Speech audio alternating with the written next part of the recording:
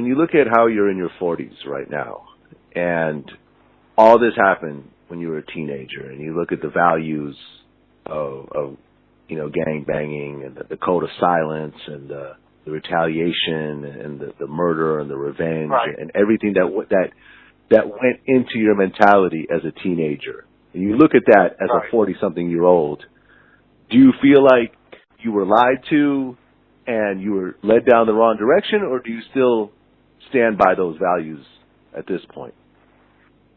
With the values of the sect, or in the code of murder and all that bullshit? Mm-hmm. That's what we talking about? These things are very stupid, bro. I'm gonna just keep it 100. Let's. Do I think I was lied to? I feel like I know I was lied to, right? I know that part. But I feel like we knew we was getting lied to. We knew we was being lied to. The goal behavior, right, for a young gang member, what we wanted, because you say there wasn't no OGs, that's not true. We had big homies around. You know what I mean? Like, my big homies was around. Straight up. You know, when I say little bread, baby bread, that means there's a big bread. There's a big venom. You know what I mean? Don't get it twisted, bro. And there's a big snake and a little snake if we got baby snake with us. That's the way this works. My niggas is big such and such log, little such and such log, tiny such and such log, and baby such and such log. I got an infant such and such log. This shit go deep. We clowning the other day, next thing you know, they're going to have feed and sting them. I think the homies got like 5 stingums, a little baby. But this is the truth. A gang is a parasitic organism that lives and grows and feeds on or within another organism without regard for the survival of its host, right? And that's the definition of a parasite.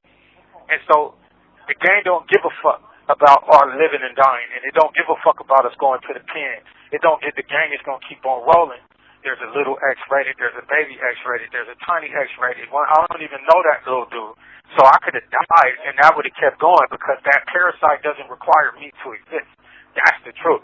So then we tell each other that part, probably not. You have 60 seconds remaining. We probably left that out. But who would have understood it? But the reason why it didn't matter is because we wanted to eat the big homies. The greatest accomplishment for the tiny homie is to be more significant of a G than his baby homie. The little homie want to be more of a G than his big homie. I'll take your name. It's my name. It's my name. And so it wouldn't have mattered if they lied because they ain't G. You have 30 seconds remaining. You know what I mean? That's the truth about that particular lie. But I'll tell you why the other side is more relevant. I'm big on gang diversion. I got my degree in personal psychological development. I took the gang diversion module and passed that straight A's. And I really do disagree with some of the methodology that people utilizing because they could come up with all of these curriculums, but the truth that what they don't know as having been a real gang member at that level is that some of the things that were lies we knew were lies, but we were trying to make them true lies. You know, I got a chapter in my book called True Lies because you can make a lie the truth. You can make a lie the truth if you can make a motherfucker believe it long enough, you know? And so I think in gang culture, there's a lot of lies that become the truth. People, that's true with Billy the Kid, that's true with Jesse James, you know, we just forget that part. But what I do know is if Stanley Williams didn't say he was not going to denounce Crips and Bloods, I wouldn't have read his book. You know, Blu-rays Black Redemption did a lot for me, but I only read it because he did not disparage Crips and Bloods. He didn't. This call and your telephone number will be monitored and recorded.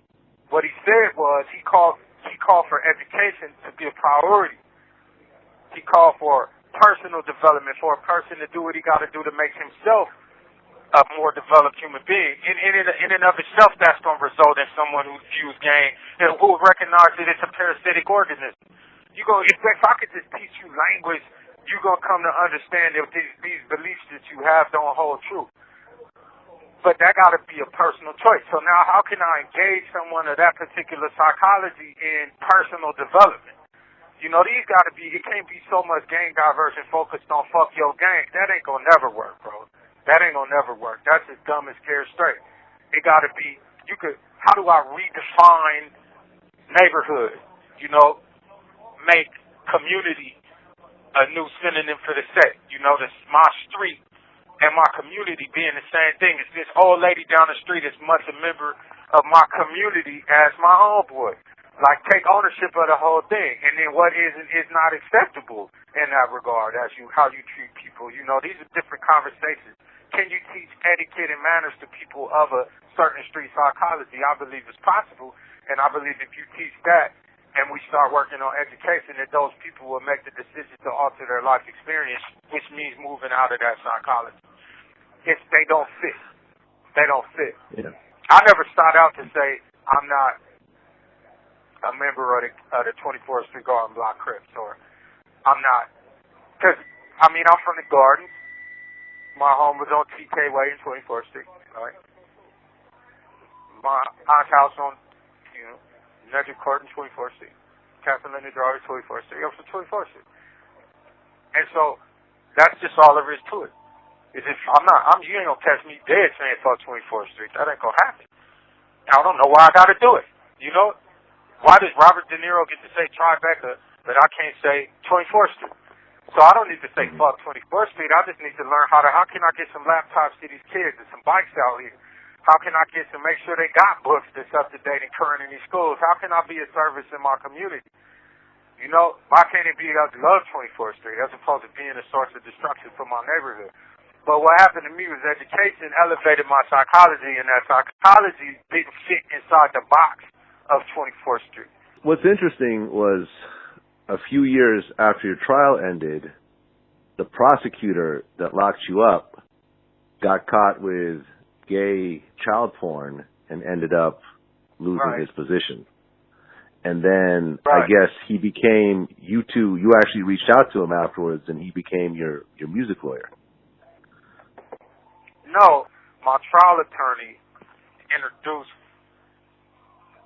Pete Hartnett to my mother to do some corporate law for her, right? And so he was actually the one who filed the notices and paperwork for Madman Records when we first started that venture. And strategically, let's just speak truthfully, bro. It's easier,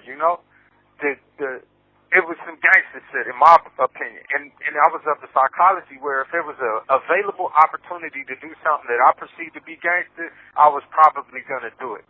It didn't even matter if I needed to do it.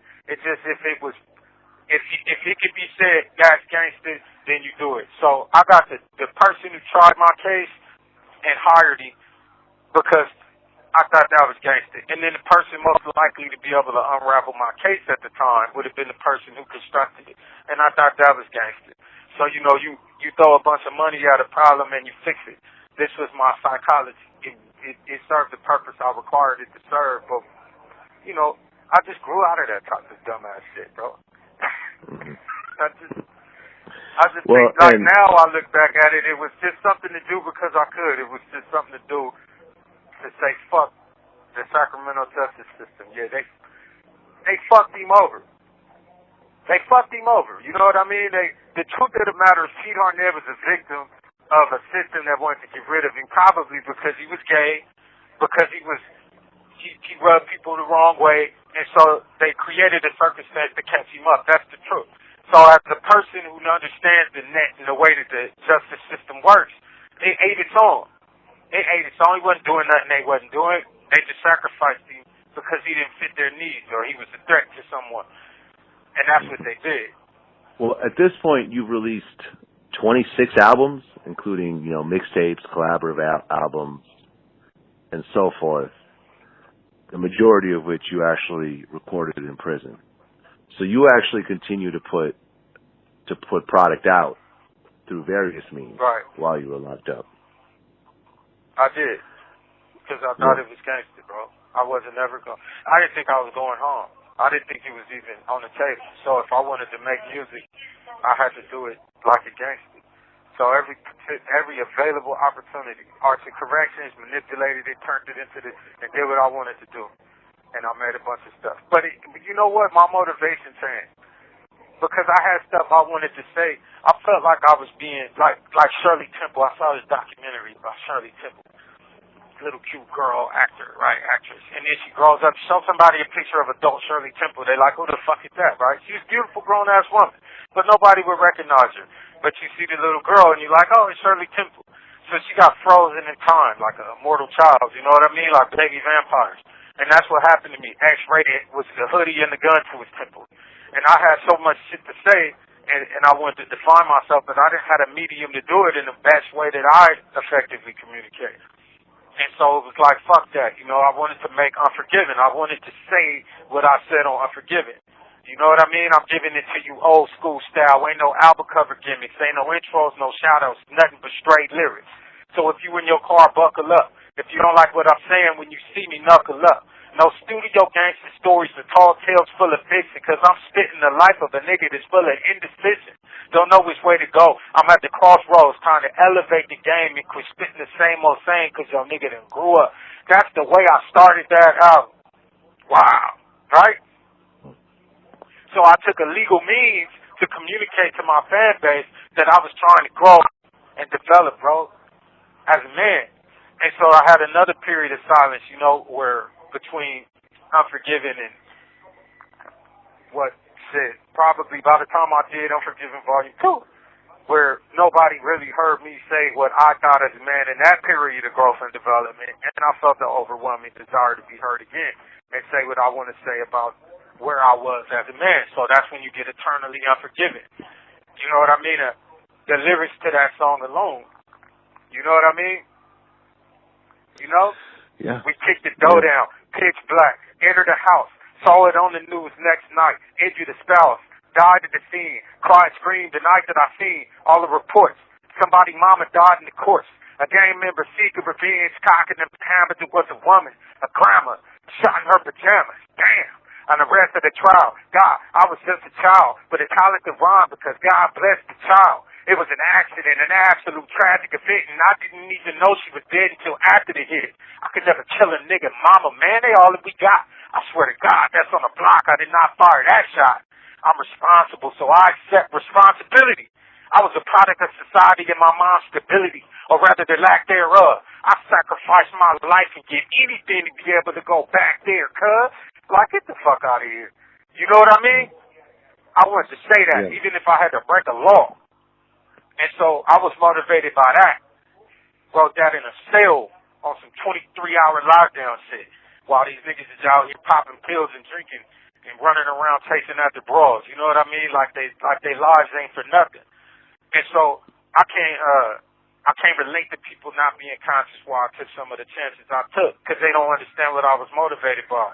I didn't give a fuck who thought I was a good rapper, bro. I needed that to be said right there. I needed to say that. So where are you at right now? Because I guess you had an appeal that. Nah, I'm in the midst of. I went to board on October 5th, man, and I was able to actually go in there. Well, I went May 17, 2016, right, and had an opportunity to actually, with the victim's family present, express, you know, exactly what happened, accept my responsibility for what I did, speak about my own particular involvement, and what I've done to better myself through this experience, you know, including personal psychological development and all the other stuff I was doing. AA, I'm presently involved in a lot of different things that's about giving back, making amends. And I mean that shit. This ain't no joke. I started some of this stuff before anybody was watching, like before there was a SB 260 or youth offenders and none of that. I had already started doing these things. Like Eternally Unforgiven, I wrote that in 2004, you know, because that's what I felt. Now, I took illegal means and recorded because that's how I felt, but that's what was going on in my spirit organically. So at this point, I went to board and just communicated and accepted my responsibility, and what they did was say, okay, we're going to bring you back 18 months. 18 months go by, I go back. This call and your telephone number will be monitored and recorded. We have another hearing, we get into it, and there was a complication in my central file that could have been detrimental to me, some stuff that was in my file that shouldn't have been in my file, which is the responsibility lays on my correctional counselor. So they ordered an investigation to determine how that happened or whatever, and if this was or was not accurate information, and it wasn't.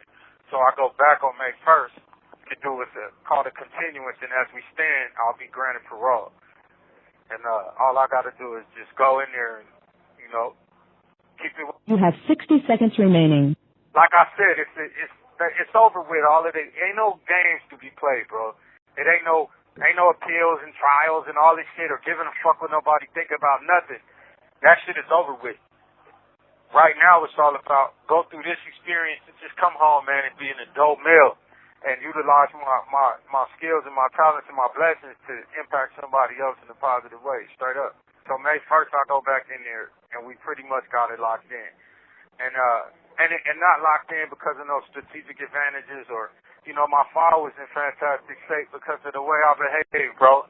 I'm level 2.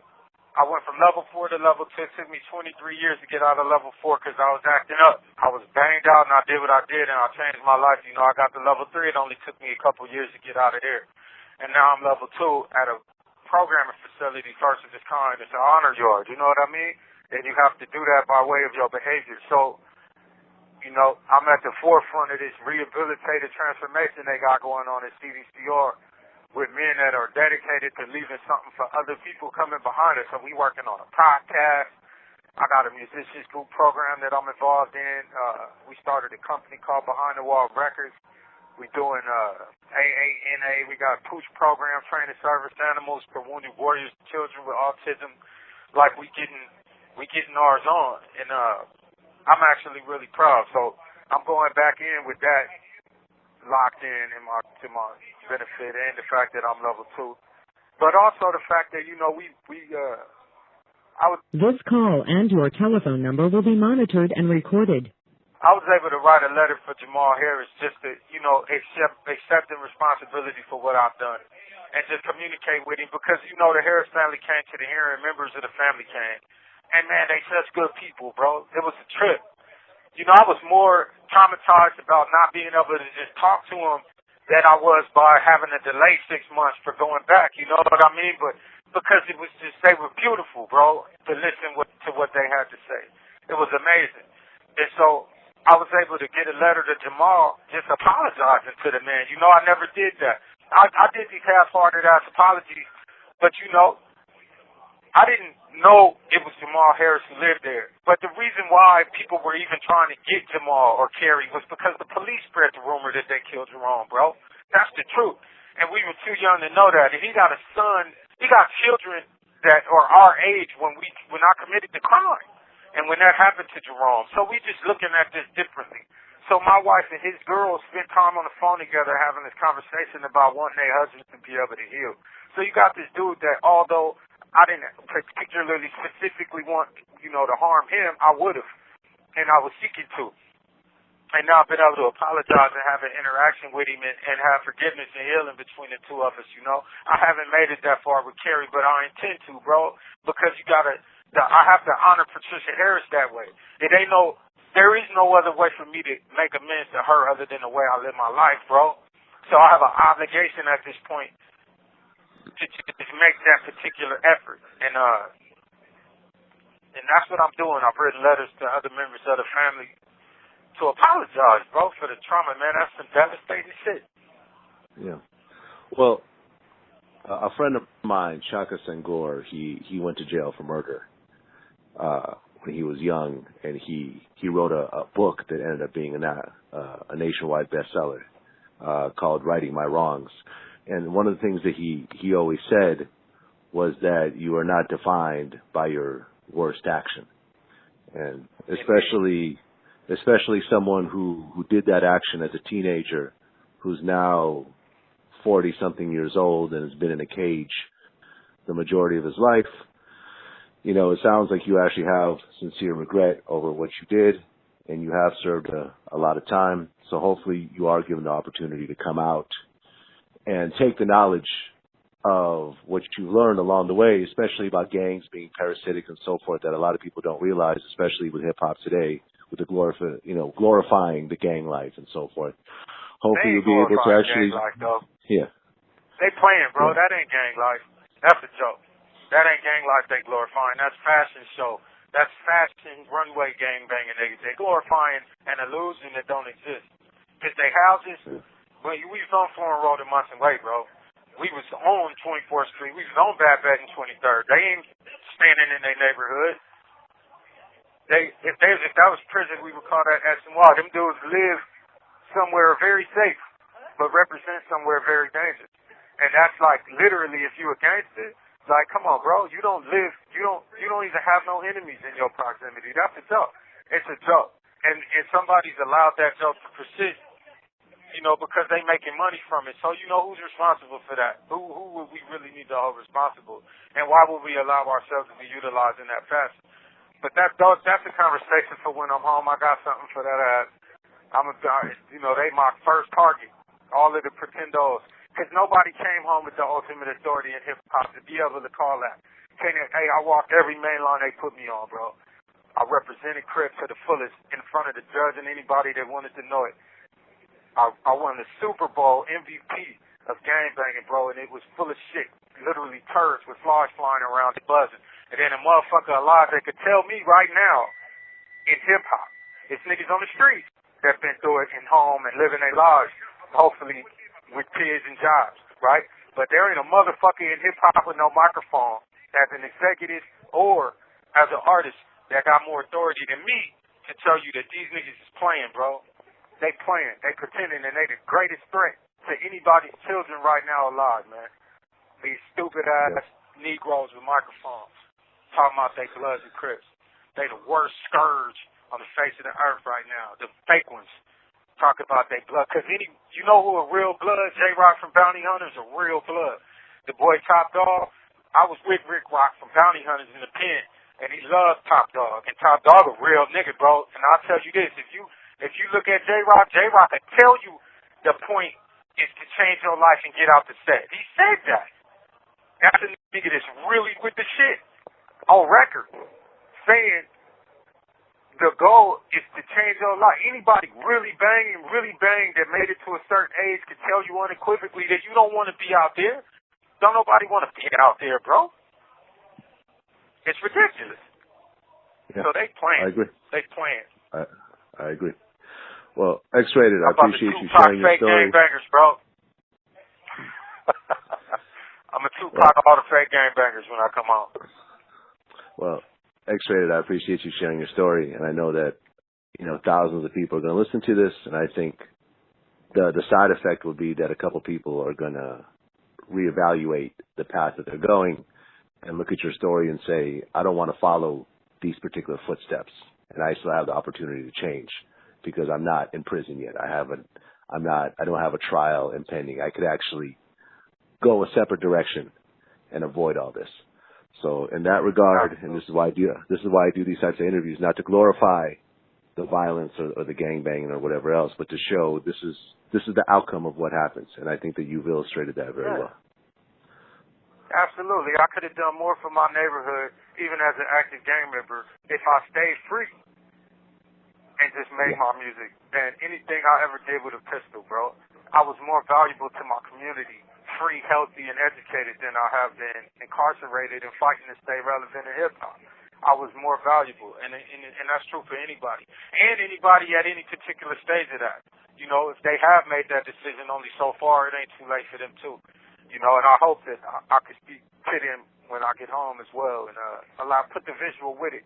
Because, I bring a crop of people with significant authenticity with me when I get home. And it's going to be hard for people to dispute our right to speak what we speak.